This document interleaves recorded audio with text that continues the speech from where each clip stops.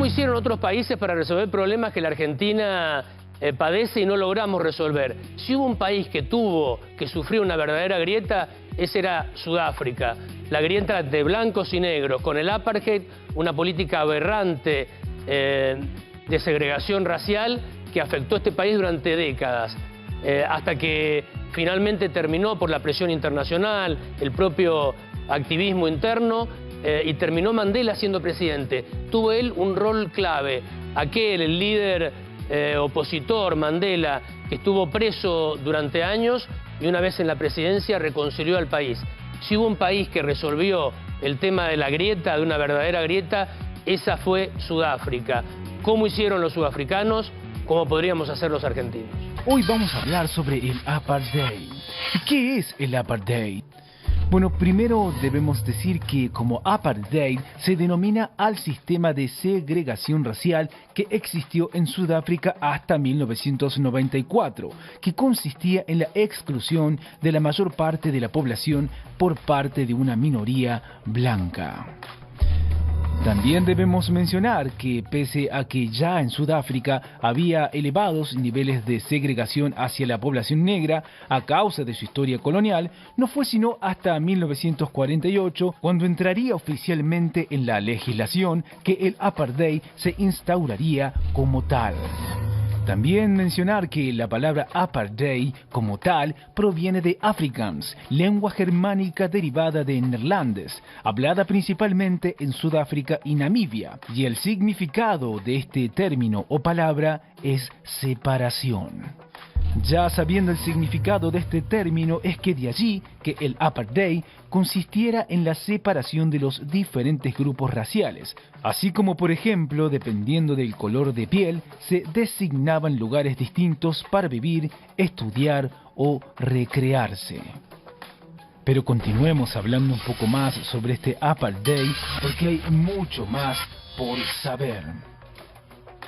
Porque otro dato que debemos decir que, además, las personas eran clasificadas según su raza, apariencia, ascendencia o aceptación social, en función de lo cual gozaban o no de ciertas ventajas.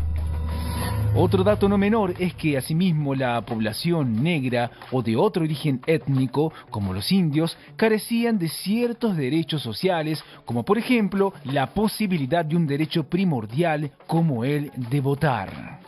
Otra información no menor que debemos mencionar es que los blancos, que suponían una minoría del 21% dentro del país, detentaban el poder político y como así el económico y protegían mediante este sistema sus privilegios.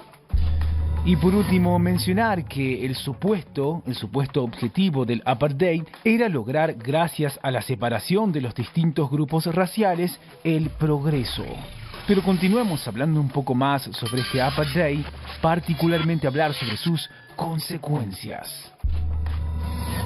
Bueno, entre las consecuencias, mencionar que se generó una sociedad altamente desigual en la que los blancos tenían todos los privilegios y las personas de color, especialmente los negros, eran totalmente relegados. Otra consecuencia es que las escuelas, los hospitales y servicios en general de la población negra eran totalmente precarios y de inferior calidad.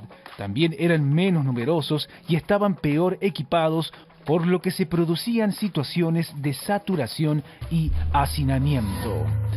También mencionar que las dificultades para acceder a la educación provocaron que la cantidad de profesionales negros fueran cada vez menos. Como consecuencia, la población negra carecía de asistencia sanitaria, de docentes, abogados, entre otros. Y la última consecuencia a mencionar tiene que ver con la creación de estos bantustanes, que son territorios que el gobierno obligaba a estar a las personas de color. Esto causó el desplazamiento de millones de personas de color para reinstalarse en lugares aprobados por el gobierno. Pero continuemos porque estas no son las únicas consecuencias que debemos mencionar. Otra de las consecuencias es que esto rompió lazos familiares, empobreció la calidad de vida de los grupos de color y limitó el acceso a servicios básicos como el agua y así también la electricidad. Todas estas medidas del gobierno trajo un rechazo de la comunidad internacional que provocó el paulatino aislamiento de Sudáfrica, que en 1961 fue expulsada de la Commonwealth. Otra consecuencia tras estos comportamientos raciales del gobierno sudafricano es que algunos países como Canadá prohibieron a sus empresas realizar transacciones comerciales en Sudáfrica. Esto fue la causa de prolongadas crisis económicas y en 1970 el Comité Olímpico Internacional prohibió a Sudáfrica participar de las Olimpiadas. Y por último mencionar que miles de personas sufrieron la cárcel, torturas y hasta fueron asesinadas por reclamar el respeto de sus derechos. El caso Sudáfrica, sí, la superación de la grieta, lo conocemos, no sé, por las series, las películas, la historia de Mandela. ¿Cómo fue? Primero situémonos cómo era esta división, cómo... Bueno, Sudáfrica vivió durante todo el siglo XX, en realidad los orígenes están mucho más atrás, pero durante todo el siglo XX, un régimen que es el régimen del apartheid, o el apartheid. El régimen está caracterizado por la segregación racial de los blancos hacia los negros, ¿no? Tengan en cuenta que los blancos en Sudáfrica son el 22% de la población, es una minoría, pero para minoría es mucho, digamos, es grande, es enorme, ¿no? Y son muy poderosos económicamente. Y son muy poderosos económicamente porque desde el siglo XVII que se instalaron allí ellos monopolizaron, digamos, las oportunidades económicas y el poder, ¿no? Sobre todo las minas de oro, de diamantes, después las cuestiones de defensa y demás. Mandela peleó contra ello. Era colonia inglesa. Sí, fue con gran impronta holandesa, francesa. Sí, pero sobre todo británica, todo el siglo XIX, ¿no? Está dominada por los británicos, y en 1910 Sudáfrica es uno de los primeros países de África que se independiza, si bien va a estar en la Commonwealth, pero digamos, a partir de ahí hace una constitución que ya tiene tintes racistas, y en 1948, en plena Guerra Fría ya, consagra el sistema del apartheid, es decir, la no convivencia, la separación. Apartheid es un poco eso, ¿no? Barrera de color, el BASCAP, la separación física, política, social, económica, ¿no? Lo de física es muy importante porque ni compartían los lugares, entre los blancos y los negros. El apartheid tiene una particularidad, que es que todo esto está consagrado en la Constitución, es decir, la Constitución segrega. Y al lado de la Constitución redactaron 158 leyes de excepción para separar a los blancos y los negros. Eso era una grieta, realmente. Absolutamente, desde todo punto de vista. Por eso, física, también política, económica y social, pero además trataron siempre de no compartir, bueno, los matrimonios, los mismos lugares, las escuelas, las universidades, los colectivos, los asientos, los bancos de las plazas, los estadios, ¿no? Los estadios de rugby, por ejemplo, ¿no? Había tribunas para blancos y tribunas para negros, plazas para blancos y plazas para negros, ¿no? Prácticamente no podían estar en las ciudades.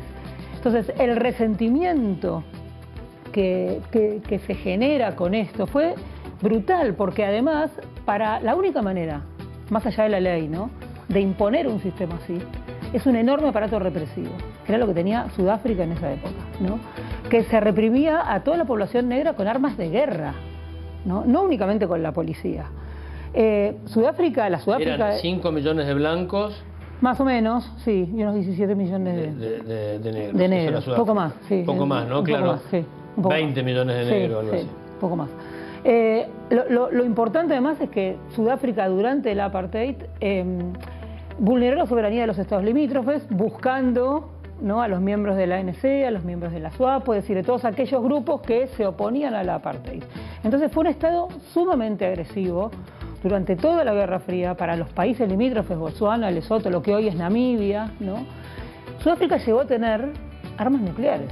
Sí, claro. Y uno de los países, siendo uno, digamos, estando en un continente que recién salía del proceso de descolonización, con todo lo que eso significa, uno de los países, digamos, con mayor PBI a escala mundial, pero eso porque estaba concentrado en un 22% de la población, digamos, ¿no? Entonces, ¿cómo se sale de eso? Ese fue el enorme desafío de Mandela, porque cuando a Mandela lo liberan, cuyo proceso de liberación es largo, ¿no?, precisamente porque él mismo decidió que fuera largo. 27 años preso. 27 ¿no? años preso. En la isla... En Rhode Island. Claro, sí, que está enfrente de Ciudad del Cabo. ¿no? En un Calabozo pequeñísimo. Pequeñísimo, de 2 por 1,30, ¿no? Donde prácticamente no entraba la luz del sol más que por una pequeña rendija. ¿Quién era Mandela? Mandela es uno de los dirigentes más importantes de la ANC, del African National Congress, que es el partido que surgió en 1914, antes del nacimiento de Mandela, para la defensa de los intereses de la población negra. Sobre todo el voto, las tierras, los trabajos calificados, que eso ya en la década del 20 ya lo habían perdido todo, digamos. Y él luchó durante toda su existencia, es longevo, ¿no? Nació en 1918 y se murió en el 2013. Luchó por una Sudáfrica unida. Nelson Rolihlahla Mandela nació el 18 de junio de 1918 en el pueblo de Mbeso. A los 9 años su padre se fue de la casa y falleció después de una enfermedad pulmonar. Su madre lo llevó a un internado y él no la vería por muchos años. Poco a poco su vida cambia por completo. Es educado siguiendo la cultura real y preparado para dirigir un día al pueblo. Era un aristócrata. Mucha gente no lo sigue porque sea del Congreso Nacional Africano, sino porque también es un jefe. En la universidad Mandela estudió inglés, antropología, política, administración de pueblos nativos y legislación de derecho romano neerlandés. Su objetivo era ser intérprete o empleado del Departamento de Asuntos Indígenas. Pero a pesar de ser un alumno brillante, la cosa se le complicó. Al liderar una manifestación para exigir alimentos en mejores condiciones, fue expulsado temporalmente. Es entonces cuando viajaría a la ciudad de Johannesburgo, donde conoció de cerca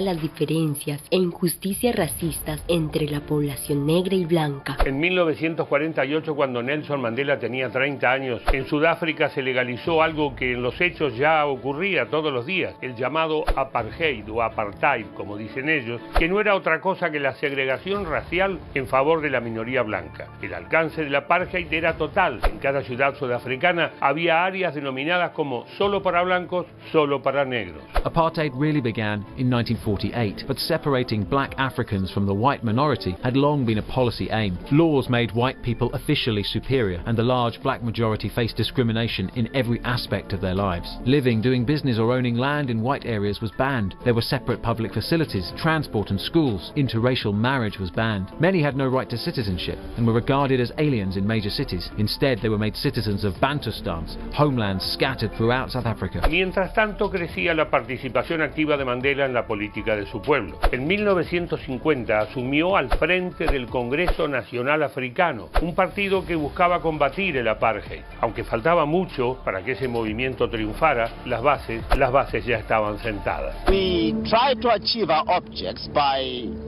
peaceful means along non-violent lines. South Africa must and shall belong to all who live in it, black and white. Violence cannot benefit us.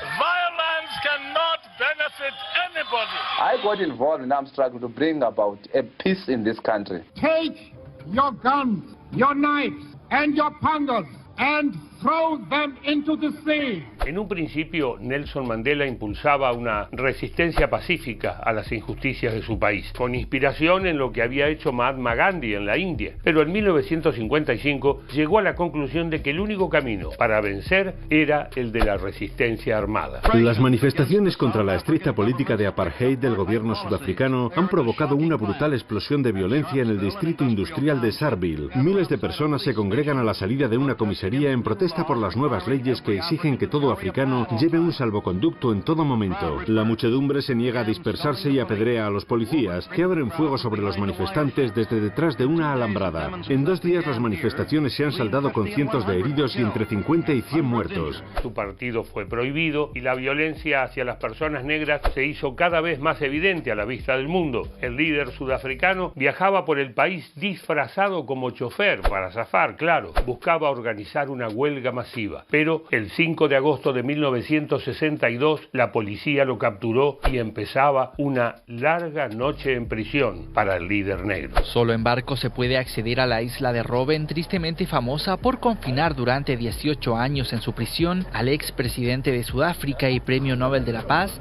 Nelson Mandela, y con él a miles de hombres negros privados de libertad durante décadas. Nelson Mandela estuvo 27 años preso, 27, 18 18 de ellos en la isla Robben en condiciones infrahumanas. En ese tiempo sufrió de tuberculosis, su partido siguió proscripto y el apartheid continuó segregando a la población negra de su país. Sin embargo, esos años también contribuyeron a convertirlo en una figura mundial y en un símbolo de los derechos humanos. Finalmente, el 11 de febrero de 1990 fue liberado. I am now in a position to announce that Mr. Nelson Mandela will be released at the Victor Verster prison. That is the man the world has been waiting to see. His first public appearance in nearly 3 decades. 72 years old, walking strongly, step by step, further into freedom.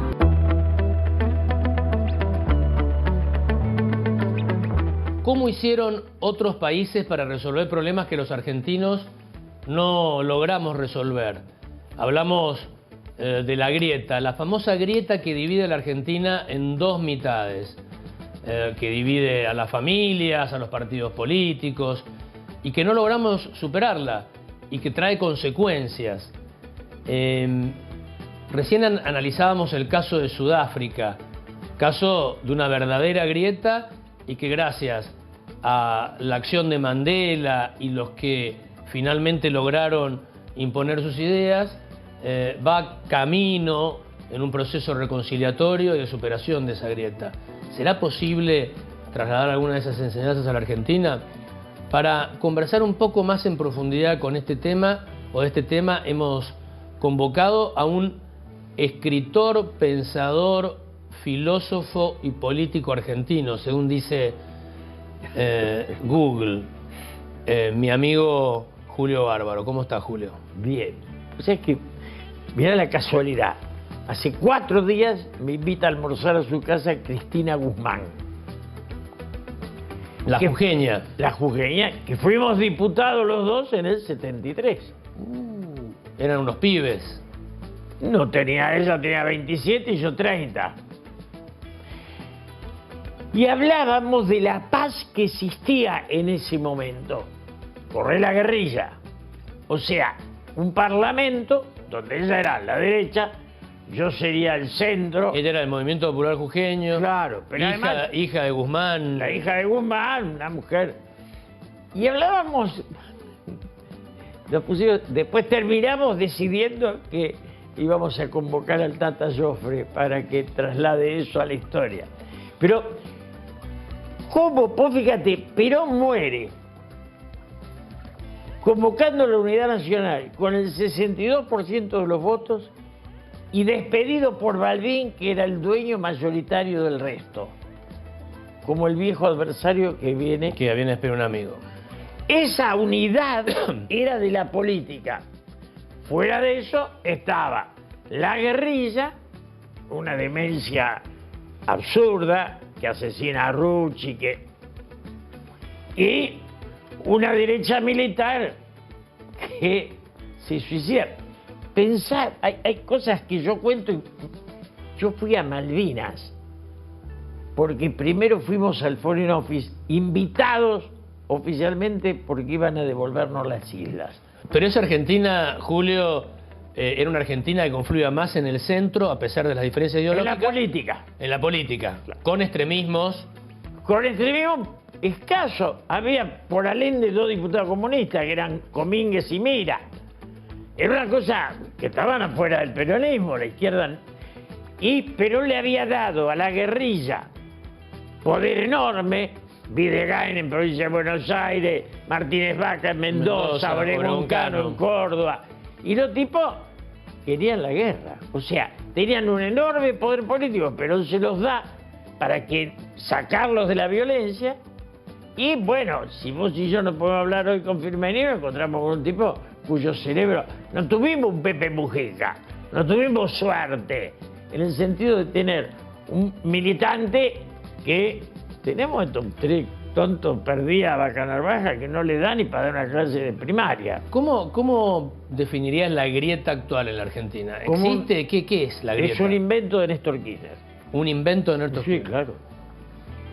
Yo soy amigo de Néstor.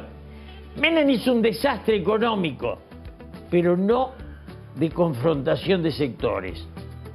O sea, desde el punto de vista económico, Menem fue más destructivo que la dictadura, para mí. es otro tema. Pero no fue de plantear confrontación. Claro. Sube Néstor, que era mi amigo, con el cual me cansé de dialogar. Sube Néstor y el que plantea, ¿qué hace? Empieza a ser, digamos, acusado por corrupción. Y ahí inventa una izquierda. Vos fíjate que Néstor y Cristina nunca firmaron un habeas corpus. No. Lo hacía el Rafa Flores, que era el diputado de allá, el militante en serio. Néstor y Cristina no firmaron el documento de los derechos humanos de la OEA que firmé yo en la dictadura. Ellos se negaron a firmarlo. Cuando él asume, se le vienen los conflictos y hay una... Y enarbola una bandera ahí. Y agarra y compra a la izquierda, y compra madres y abuelas. ¿Y eso qué es, intuitivo o es la CLO y...? Después se suma la CLO. Okay. Yo creo que es desesperación. Él concebía el poder económico como un área del poder político. También lo conciben los Macri y los otros. En la Argentina, esta situación del estadista, del hombre del Julio Sanguinetti, ¿viste? De Bachelet, esos que quieren trascender, no existe. Acá no hay. Como que el kirchnerismo provocó la grieta. No, la grieta viene hace 200 años. Hoy en día cuando se habla de grieta es un término muy utilizado. Bueno, yo la comparo con la grieta que tiene nuestra historia y esta es mucho... Hemos evolucionado en un punto, digamos, ¿no? Antes se tiraban bombas en las plazas y los presidentes hacían esas cosas y hoy en día es mucho más, en un punto, matizado. La grieta es una trampa, yo no creo en la grieta, ¿no? La grieta es un pensamiento muy fascista, fomentado por fascistas, que habla de que pensar distinto es una tragedia. Y yo creo que no, es una maravilla. O sea, eso del razonamiento blanco y negro y los míos son los únicos perfectos y los otros son todos malos, que es falso. Porque ni lo blanco ni lo negro existen en forma absoluta. Acá nos hacen creer que esto es un fenómeno argentino, pero Europa tuvo 2 guerras mundiales, una guerra civil española, esas son grietas, esas sí que son grietas. Hemos evolucionado, creo yo, digamos, ¿no? Con todas las diferencias y problemas que hay, etcétera, pero me parece que se resuelven un poquito mejor. Una cosa es una grieta Twitter, otra cosa es tirar una bomba en una plaza, 100 bombas en una plaza de Mayo. La palabra grieta es una suerte de abismo que siempre dividió a nuestro país. Boca, River, unitarios y federales, peronistas y radicales, pañuelos celestes y pañuelos verdes. Todo está dividido en nuestra sociedad. Ciencia, basura, vos sos la dictadura, Hay nazis, ¿no? Que están a favor de mantener la penalización del aborto. No nace a mí porque yo estoy en contra del aborto. No, pues me haces así. Silencia, basura, vos sos la dictadura. La grieta es un proyecto político. River Boca es un fanatismo en el deporte que está muy bien, son rivalidades, son proyectos de país, proyectos de nación diferentes. Eso es una grieta. Para mí la grieta refiere a lo político. Siguen defendiendo a Cristina, es una vergüenza. Gracias a Cristina, Mineta cobra la jubilación, Mineta para la cobra. Este boludo no le dio nada. Eso se va a discutir a muerte, a muerte. Por eso lo defiendo con el anterior. Muchos políticos sumaron a sus campañas la promesa de lograr la unión de los argentinos, pero 200 años de no poder lograrlo nos muestran otra realidad. Yo no estoy de acuerdo con la idea de la grieta. A mí me parece que nosotros hacemos algo más perverso, que es el juego de la cincha, ¿viste? El juego de la soga, donde cada uno tira para un lado. Ese es un juego muy perverso, porque a tu fuerza se opone una fuerza similar y el efecto es que estás siempre en el mismo lugar. ¿Y cuándo ganás? Cuando derribaste al otro. Nosotros somos un país, somos una sociedad. Nadie debe quedar derribado en el piso. La grieta es una catástrofe para la Argentina y por lo tanto hay que llenar ese espacio de la grieta, porque la grieta también nos hace más tolerantes a la desigualdad y a la corrupción. Ningún plan económico va a ser exitoso con este nivel de grieta, de división. El propósito más importante que tenemos los argentinos es unirnos. Si seguimos así, discutiendo la coyuntura, peleándonos por los egos, por las fotos, por pavadas, por cosas no importantes, aunque traigamos al Premio Nobel de Economía, va a fallar. La grieta nos impide el ejercicio colectivo de sentarnos con otro, pero además es una fantasía, la fantasía de pensar que eliminando al otro vamos a resolver los problemas. Concretamente yo no creo en la grieta. Creo que tenemos que realmente aprender a sentarnos alrededor de una mesa y encontrar en qué cosas coincidimos. Embajador, bienvenido y muchas gracias por prestarse a esta entrevista. Bueno, muchas gracias por recordarme mis buenos tiempos en Sudáfrica, país al cual quiero mucho. Y el tema es cómo hicieron afuera, digamos, como para poder y hacer analogías con nuestro país, como usted lo decía, ¿no? Yo creo que la experiencia en Sudáfrica no es replicable en ningún otro lugar del mundo. Y voy a decir por qué. Primero porque hay un componente racial para superar. Segundo, porque es un proceso que dura muchos años. No es solamente la figura de un gran hombre y de un gran líder, que es el que pudo cerrar definitivamente con las elecciones del 94 el régimen del apartheid. Pero es un proceso que empieza ya en los años 60, donde Mandela mismo, el líder de la organización de la ANC, del Congreso Nacional Africano, que es un partido que existía desde principios del siglo pasado, y es una confluencia entre distintos partidos de izquierda y una visión más nacionalista, que es la que representa él, adquiere distintas formas de lucha contra el apartheid, que van desde a veces acciones violentas, pero no tratando de afectar vida de otros, y a cuestiones de vincularse con el mundo académico, y sobre todo lo que tienen es una gran acción internacional de armado de alianzas. Esas alianzas son las que, con partidos laboristas generalmente, en el mundo sajón, usted piense que en todo el continente africano tienen los procesos de descolonización que se dan en los años 60. Entonces, y ahí solamente uno, Rodesia o Zimbabue, se resuelven por métodos violentos. En todos los demás es una transición donde los británicos, como potencia colonial, dan lugar a procesos internos de países que se van independizando y armando sus propios gobiernos. ¿Por qué digo esto? Porque el contexto internacional también favorece a que el mismo apartheid busque una salida en función del contexto internacional. La caída y desmembramiento de la Unión Soviética como el principal aliado también influye. Ya no tenían entonces aliados importantes como para poder seguir o continuar el ANC teniendo un apoyo externo en materia de presión internacional en los organismos internacionales, y al mismo tiempo, bueno, el unilateralismo que empieza a predominar a partir de los años 80, en materia de visión económica también. Entonces, el mismo régimen del apartheid se encuentra en un proceso limitado, bastante ineficiente en lo económico. Tenían 17 repúblicas internas donde aislaban a las distintas minorías negras. ¿Por qué digo minorías? No entre la reducción de la población, es porque ellos tenían más de 10 nacionalidades negras. Ahí están reflejadas etnias diferentes. Diferentes etnias. Entonces, y al mismo tiempo, cuando hablo de internacional, es porque el proceso de negociación de salida empieza en mediados de los 80, donde es el presidente, el que después sucede a Mandela, el presidente Mbeki, que lidera esas negociaciones en el exterior. Participan así Pajado, otros, mientras Mandela está preso. Y después está una ANC en el exilio que está entre Tanzania y Zambia, y ellos van coordinando, y Mandela es la cara visible, es la cara más humana, es la cara de la conciliación. O sea que podría decirse que en los últimos años Occidente le suelta la mano al régimen del apartheid, porque al no haber guerra fría prácticamente, no tenía más sentido seguir tolerando esa situación tan complicada y oprobiosa que se daba en Sudáfrica. En Sudáfrica sí, y en el proceso de descolonización en realidad empieza antes, porque el Reino Unido después de la Segunda Guerra Mundial es una potencia en decadencia, digamos, ¿no? Claro, empieza a retirarse.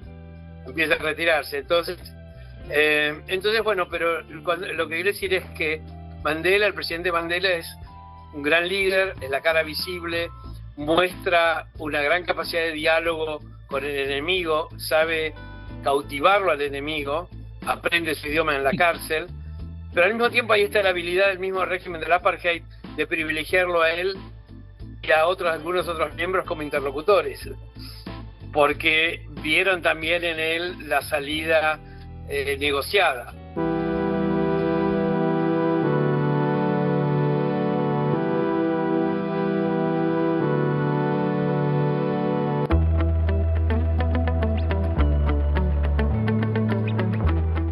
mí la grieta es lo irreconciliable. Es la sensación de que el otro no es humano y que por no ser humano no puede ser un ser humano como yo. Yo creo que los argentinos hace muchos años que estamos rotos. La grieta es básicamente lo que nos define. Desde que intentamos empezar a formar un país hasta ahora. No 1, 2, 3, 4, sino desde el principio hemos estado rotos. Al menos ahora no nos matamos. La grieta es algo que lamentablemente se vive. Penosamente en la calle, penosamente en los estadios de fútbol. Para mí la grieta es algo que nos dividió de forma binaria, entre ellos y nosotros. Es algo que ojalá no se agudice. Creo que es como que tenemos que elegir un bando cuando jugamos un Boca o River. Y la verdad es que eso termina complicando un montón de cosas. Para mí la grieta, en realidad son varias grietas. Hay muchas grietas, pero yo por lo pronto identifico dos. Creo que esta división hizo que por pocos las familias se rompieran. La grieta real, material, para poner un tema de eso que hemos estado viendo en estos últimos días, de un lado están los tipos que lo han fajado, los changos estos repartidores venezolanos, les han afanado la bicicleta, les han afanado el teléfono, y del otro lado estamos nosotros. En mi ámbito laboral es una rivalidad entre vegetarianos y no vegetarianos. Es como la lucha constante. Dentro de nuestra historia comienza con una grieta y también se va a ir repitiendo a lo largo de la misma con diferentes nombres, como unitarios y federales, o el nombre que le pone Sarmiento, que es civilización y barbarie. Para mí la grieta en realidad es un error conceptual, porque para mí lo que pasa en la Argentina es que hay un abismo de orden moral. ¿Vos te acordás de la película de los años 80 que de las casas donde pasaban todos los males estaban asentadas sobre un cementerio indio? Bueno, nosotros estamos asentados sobre una grieta. Esta mezcla de ideas, de ideales, de creencias o de formas de vivir la alimentación, la comida, el disfrute, eso chocan todo el tiempo. El problema es cuando vos para hacer política, como en tiempo esta parte, desde hace varios años esta parte, vos explotás eso. ¿Me entendés? Porque esta es una grieta del tipo de la zanja de Alsina que vos podés elegir políticamente llenarla para pavimentarla y que ya no exista, o profundizarla porque eso te sirve. ¿Podremos superar la grieta en la Argentina? Bueno, primero tenemos que, yo digamos, reniego mucho con la palabra grieta, porque vamos a conceptualizarla sociológicamente. La grieta implicaría que hay una quebrada en el medio, o sea que hay dos... una falla tectónica. Una falla tectónica, ¿no es cierto? Hay dos istmos y en el medio nada. Y esto en el mundo entero no hay otro fenómeno que mejor lo podríamos llamar polarización. Okay. Son dos polos que no se atraen, que por el contrario se expulsan uno a otro. Y en algunas investigaciones que están haciendo en Estados Unidos, en Inglaterra también, las llaman comportamientos tribales.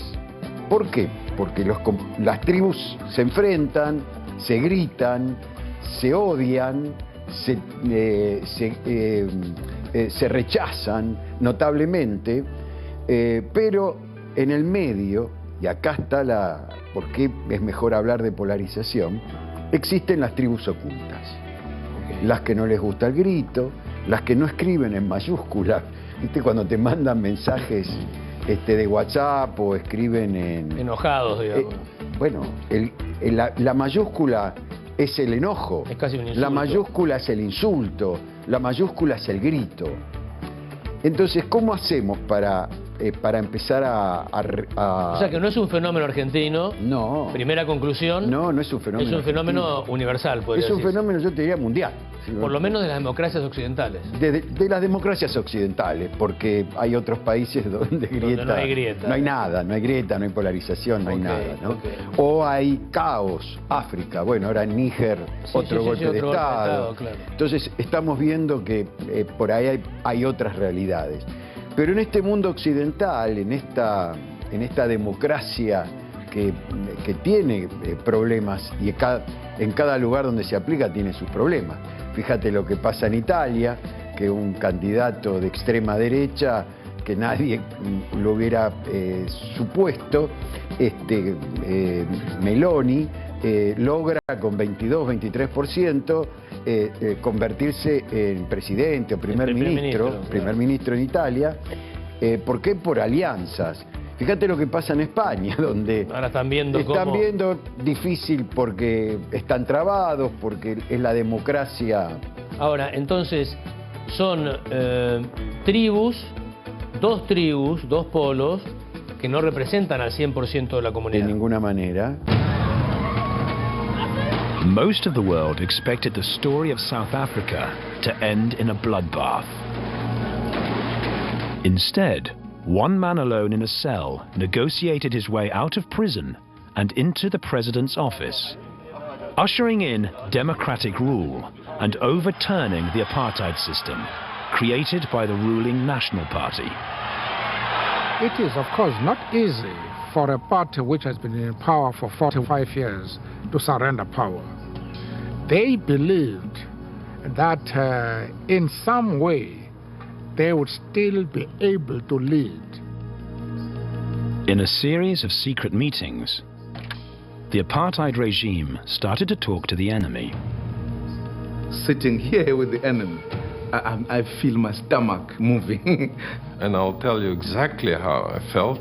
Shivers went down my Afrikaner spine.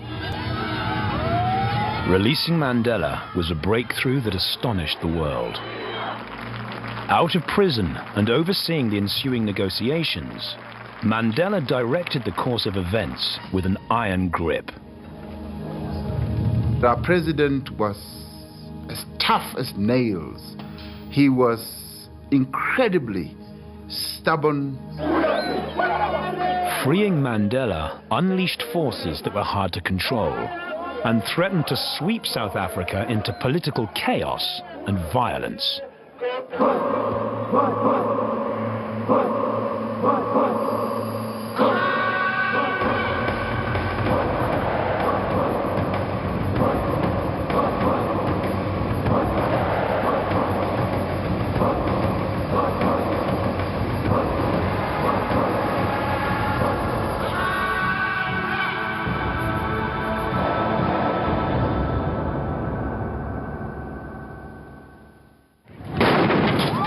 In 1985, South Africa was facing the most sustained and violent uprising in its history. This intensified international pressure, especially for the release of Nelson Mandela, who had been in prison for 22 years. President Botha made a cunning offer. I am prepared to release Mr. Mandela if he would say that he rejects violence as a means to reach and to achieve political ends. In Pollsmoor prison, where he was serving a life sentence for forming a revolutionary army, Mandela drafted his reply to President Botha's offer and passed it to his daughter Zinzi. My father says, I cannot and will not give any undertaking at a time when I and you, the people, are not free. Your freedom and mine cannot be separated. I will return. Amanda! Mr. Mandela's daughter, at a public rally, announced the non-acceptance of the offer. Mr. Botha summoned me to his office. And he said to me, you know, we have painted ourselves into a corner. Can you get us out? Botha's problem was that now he couldn't release Mandela without losing face. Black activists, believing they had the government on the run, were in no mood to negotiate. We should fight to a point where the regime begs for mercy, and when they beg for mercy, then we can begin to negotiate. We would then know that we are in a stronger position. If you negotiate when your enemy is still strong, you are likely to make too many compromises. South Africa's top security advisors were alarmed. Security actions alone was like sitting on a pot full of water with the fires around the pot, and we were sitting on the lid of that pot. It was not going to solve it permanently, it was only a temporary thing. With her husband in prison, Winnie Mandela became a prominent focus of the anti-apartheid struggle. She frequently attracted the attention of the security forces. I didn't know what arrest means. Don't threat me. At the end of 1985, she flew to Cape Town to visit her husband after he had had an operation. Mr. Kubi Coetzee was flying back to Cape Town. I was on the same plane. I looked up and there was Mrs. Mandela, a very imposing personality. I removed the briefcase, she sat down, and we started to chat. Mr. Coetzee said he was very happy to meet me personally and that he had had a great deal. I said, obviously, because you are the man who has banned and house arrested me. I invited her to my official residence in Cape Town, where she was received by my wife and by myself.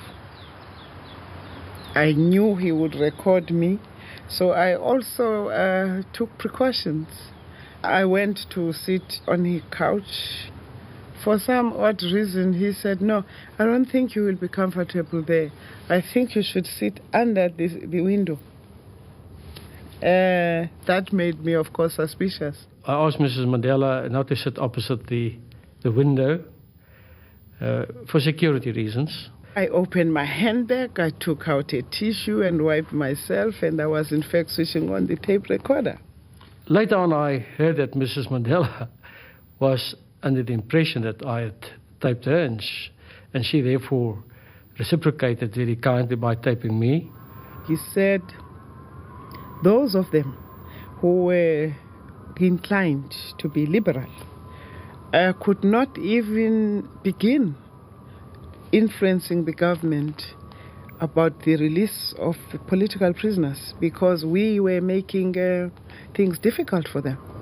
As long as the African National Congress was violent in its approach, there was no question of even thinking about the release of political prisoners. The African National Congress had taken up the armed struggle in 1961 under Commander-in-Chief Nelson Mandela. They had turned to force only after protesting peacefully for 50 years against the political system imposed upon them by white South Africa. Apartheid had concentrated all political power in the hands of the whites, who were just 1/5 of South Africa's population.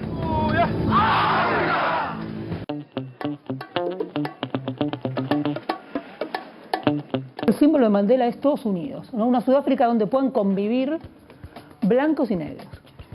Ahora, esto era difícil, porque después de 70 años con tanta represión. Y Mandela fue preso por esta lucha. Mandela fue preso por eso, acusado de alta traición. Ok. ¿No?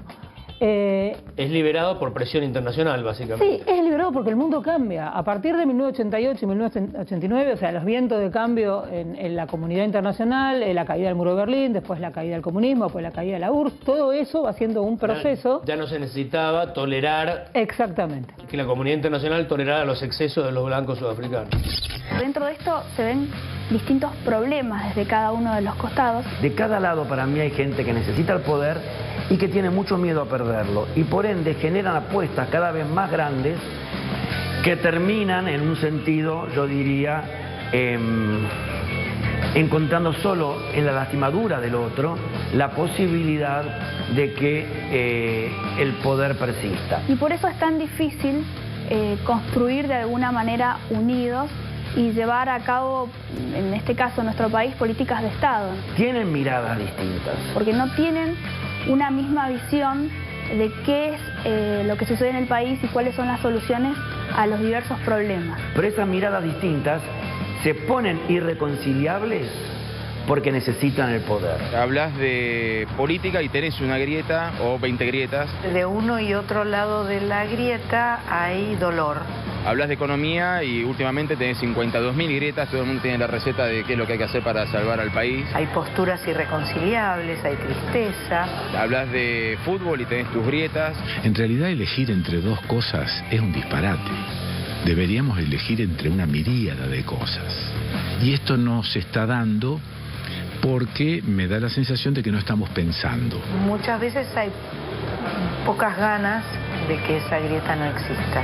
Lo que hacemos es adscribir a alguno de los lados de esta supuesta grieta, encapricharnos con esa postura, tomar esa postura como si fuese un dogma, no abrir la cabeza y no pensar en ninguna otra cosa, que creo que es parte del plan. Yo estoy escuchando a los políticos en este momento y escuché a muy pocos que dijeran nosotros.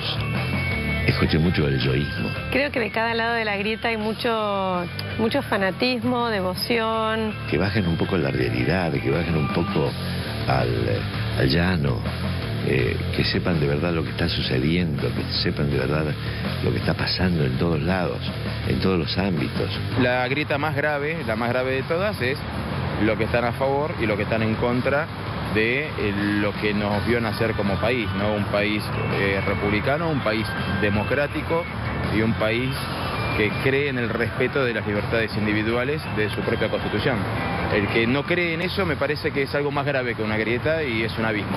De cada lado de la grieta hay lúmpenes intelectuales, por un lado, producto de la reforma educativa del 94, producida en el año 94, reitero, en el gobierno de Carlos Menem, donde se empieza a nivelar hacia abajo. Todos nos quejamos de la grieta, nadie quiere salir, en el fondo nadie quiere salir.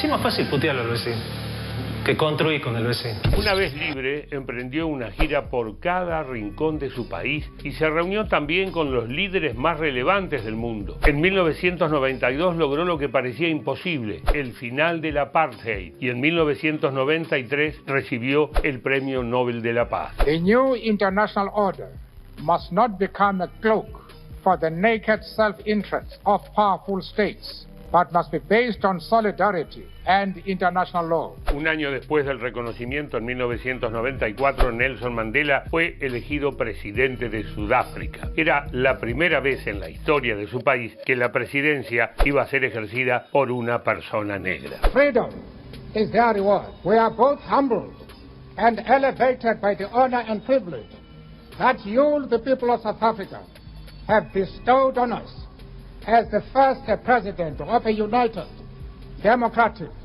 non-racial and non-sexist South Africa to lead our country out of the valley of darkness. Solo con educación, con cultura y educación. Depende de cuál sea la grieta, hay que ver si uno tiene ganas de salir o no. Yo creo que de la grieta se sale con educación. Depende de las ganas de los dos lados de la grieta, que esa grieta no exista. Esa sería la conclusión. Volver a pensar, volver a escuchar al otro. Creo que no queremos salir, porque es más fácil, con la neurosis que tenemos, es más fácil vivir en Saigón que construir Finlandia. Basta de que la culpa Macri, la culpa Cristina, la culpa Perón, la culpa Dios, siempre las culpas afuera. Para construir consenso vos tenés que renunciar a algo, el otro tiene que renunciar a algo, te tenés que ir medio desconforme, pero tenés que lograr un piso base que te permita construir eso, y eso lleva tiempo, lleva paciencia y requiere tranquilidad. Es más fácil putearse, es mucho más fácil decir, no, tiene la culpa esto. Quiero un país más armónico, un país más juntos, que estemos más juntos, que si hay un disenso, que no sea a partir de la grieta, que no sea a partir de la violencia, que no sea a partir del yo opino así y se acabó, no, hay que escucharse fundamentalmente. Creo que la única solución es que hubiera una tregua y que todos digamos, yo soy lo que quiera, K, yo soy M, pero por un rato me saco la letra grande y me gustaría saber quién sos. Porque yo te pregunto, por ejemplo, a la selección argentina, ¿le preguntan de qué partido es antes de tomarlo? Permitiéndose que cada uno tenga sus gustos y no apuntar, sino todo lo contrario, disfrutar el otro, que todo vaya en una comunión perfecta y hacia el mismo lugar con distintos puntos de vista. Creo que las soluciones que nosotros probemos no tendrían que buscar la grieta, sino que tendrían que buscar la unión entre todos. Creo que se puede solucionar con una cuestión básica de empatía. Pensar que con el tipo que estás discutiendo es un ser humano que fue nene, que fue adolescente, que amó, que le rompieron el corazón, que tiene hijos o que no los tiene, quisiera tenerlos, tiene padres, que es un tipo como vos y que también tiene su historia, su mochila y que por algo está reaccionando como está reaccionando, te está diciendo lo que está diciendo. La solución para mí es el diálogo y la posibilidad de pensar en un campo como un nosotros colectivo. Ahora, ese nosotros tiene que ser más grande que las partes. Lo que no estamos encontrando es ese territorio más grande que las partes. Alguna gente dice que es la patria. La patria somos todos. Entonces, ¿qué pasa? La grieta querría decir que en algún caso ninguno de los que está en la grieta es patriota. Anda a decírselos y anda a que lo acepten. Yo lo digo. Ahora, ¿y por qué se mantiene desde el 2003 en adelante? Porque Néstor, digamos, cuando está Alfonsín casi no hay grieta. Yo entré con Gullo en una manifestación de apoyo a Alfonsín contra los Carapintadas. Ahí no había grieta. No había grieta. Yo fui diputado en una Cámara del 83 que no había grieta. Y bueno, pero si le inventa Kirchner, ¿por qué no termina con Kirchner la grieta? Porque todavía no terminó Kirchner. Okay. No terminó. Y vos fijate que los discursos de Cristina, todo el peronismo está escorrido y todo lo que vos escuchás son Pedro Brieger. Bueno. Son marxistas de origen y de estilo. Bueno, pero... Digo Pedro Brieger porque es un buen tipo, pero que... Un intelectual. Pero... o sea, para ellos, para el marxismo, el enemigo es la clave. Para el peronismo no. El peronismo no tenía el odio como elemento central. Ahora, del otro lado conviene la grieta también, porque si no, no la fogonearían como se fogonea. Es que la grieta real es la económica. Yo fui parte de un país donde no había un caído en la calle, donde no había un subsidio, donde no había inseguridad. Yo esperaba el tren a las 10 de la noche, el tren venía y no te asaltaban, y no había deuda externa. Ese país dura hasta el 46, hasta el 76, perdón, hasta el 76. 76, ese país entra a desarmar, Alfonsín lo intenta rescatar. Luis, pensá que yo voté con Alfonsín caja pan para 800.000 personas. Y dijimos, es pasajero, es coyuntural. Y ahora son 22 millones, 20 millones. Quiere decir que la democracia argentina puede asignarse a sí misma haber generado un punto de miseria por año. Estamos en 40. 40 años de democracia, 40%. Complicado. Claro, y 40% y 50% de abstención. Porque la abstención, que es el otro temita. Ahora, porque el que sabe que la política no le cambia la vida, ¿por qué va a ir a votar? Ahora, Julio, la grieta está provocando que no podamos ponernos de acuerdo en cómo resolver la inflación, por ejemplo. Cosa que en el mundo entero ya lo han resuelto hace rato, salvo un puñado de países.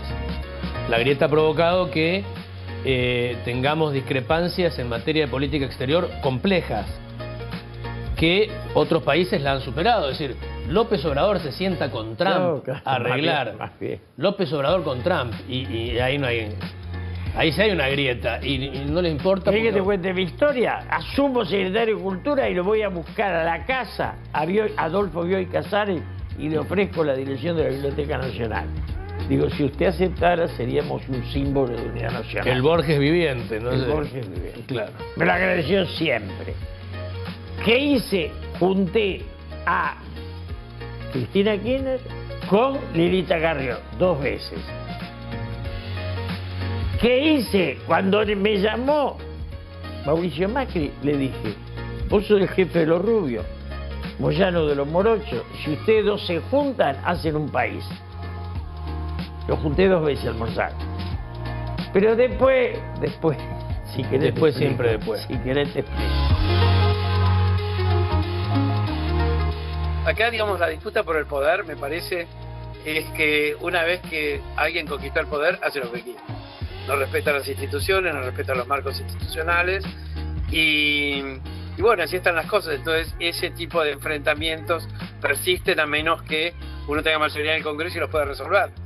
Pero al mismo tiempo tiene que tener una política económica, una política social, tratar temas que cruzan lo económico y lo social.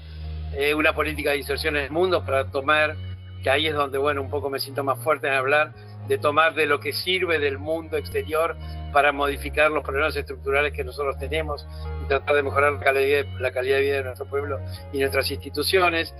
Y en eso me parece, como por mi experiencia de muchos años de trabajo conjunto en instituciones públicas, privadas también y sociedad civil, es que uno tiene unas reuniones estupendas, acuerdos, pero después cada uno sale, cuando salen las reuniones sale y hace lo que quiere. Hay toda no hay una cultura hay mucho kiosco, ¿no?